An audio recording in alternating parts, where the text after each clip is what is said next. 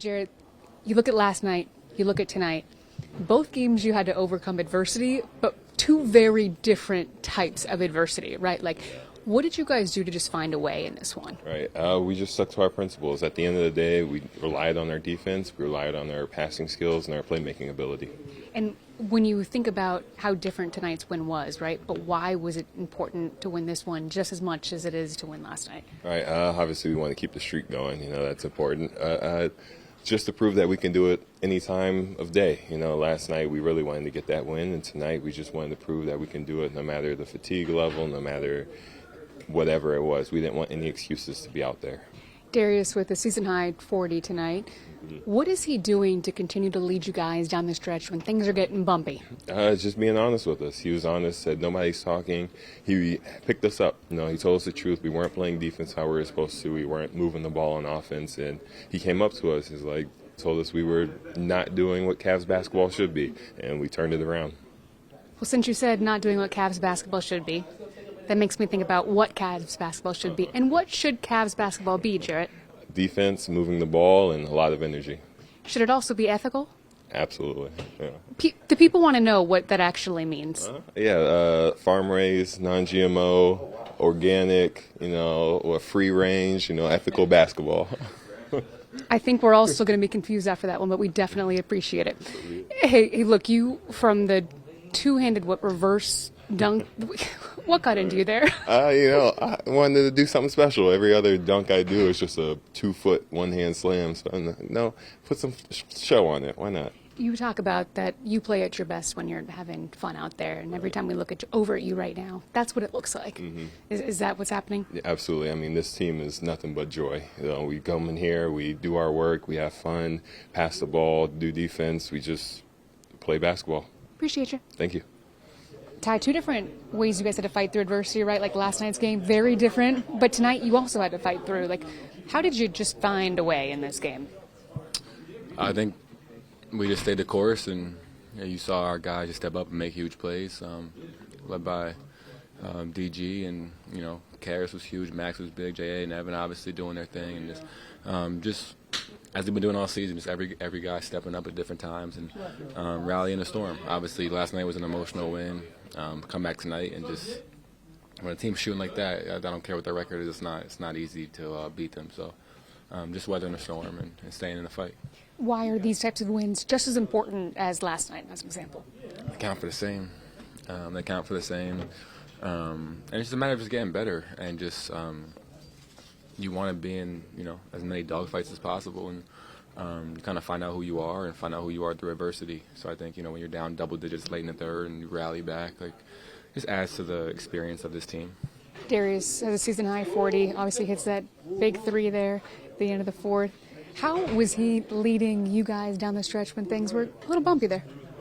I'm not gonna lie, it's getting a little exhausting. Every game we come, how good is Darius? It's like we get it, he's great. What else should we ask you?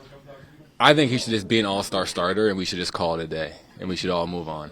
You know what I mean? I think that's what it's time for that. I think, okay. But no, he's our leader, and he's been steady for the first. How many games we played?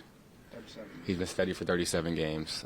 He's been shooting the crap out the ball. He's been selfless, and we go as he goes, and he's been great. I will not ask you how great Jarrett Allen has been. We've learned that from last night. So anybody else who'd like to ask a question, go ahead. An all-star. Okay. Kenny's talked about how Max has been a jolt off the bench and sparking, and talking about how he not only brings the offensive spacing that everybody knows about, but rebounding, leadership. What have you learned about Max in the last couple of years being here and seeing what he's brought to this organization? Yeah, he's a winner. I think that's what it starts with. Max is whether he's making threes or not, he's a winner. He competes, he rebounds, he defends, and then he's not afraid to take a big shot. And he's going to make most of those big shots. So you need guys like that in your team. He's just, like I said, he's a winner. And where we want to go, he's almost been there. You both but no, Max is great, man. How do you think you guys, Kenny talked about pregame being worried that this might be, coming off last night's game, one of those nights for you, and it almost was. It was. It wasn't normal. It was. But just how do you think you guys are handling being the top dog that everyone's coming after now? Yeah, I mean, I think it still just starts with us, like our habits, and I think when you have good habits, they show when it matters most. And you saw when we made that run, like, at the end of the third, start of the fourth, like our habits showed. It was like the extra possessions on the glass. It was, you finally get a stop, and you play with some pace. You touch the paint, move the ball, and the threes get easier. And I think over the course of 48, it's not always going to be perfect. When you have good habits, they continue to show, and you kind of break through and find a way.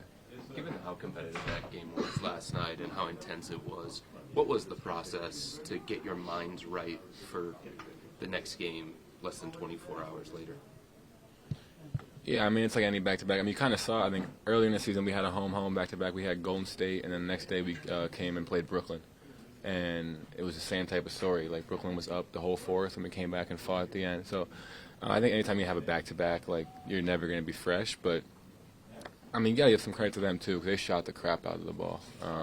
Everybody shot well. I think they were, 50% from three, 60% from the field. And they weren't all wide open. Like, they made some tough ones. So I think some credit goes to them, too. What are the moments like for you guys when you need a guy to come in clutch? They do. They can hit a dagger and kind of put that game away. What's it like for you guys as a team on the court? I mean, it's almost like we expect it now, you know what I mean? Whether it's DG, Ev, Don, J.A., it's always someone. And it's just we got a lot of guys that can do that. And a lot of guys, nobody's afraid of the moment. And we kind of expect it from our guys. I mean, you guys doubled the franchise record for scoring 130 or more points in a game in a season. It's January. Does that mean anything to you when you talk about the offense or anything like that? No. Why not?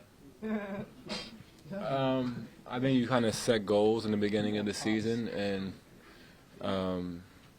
about the team you want to be. I think it's a good stepping stone, if that makes sense. But I don't think at the end of the year we'll be like, oh, in January we scored 130 however many times. You know what I mean? No, seriously. Like I don't. It doesn't mean much. I think it's a good mark of like where our offense is right now. But if we don't keep getting better, it really means nothing.